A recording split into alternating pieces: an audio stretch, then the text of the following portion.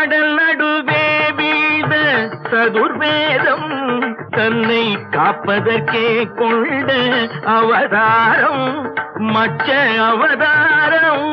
அசுரர்கள் கொடுமைக்கு முடிவாகும் எங்கள் அச்சுதனே உந்தல் அவதாரம் கூர்ம அவதாரம்.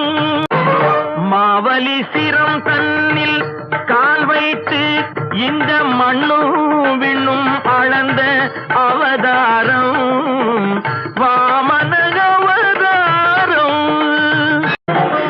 ஒருவனுக்கு உலகில் ஒரு தாரம் எனும் உயர்வினை காட்டிய அவதாரம் ராம அவதாரம்.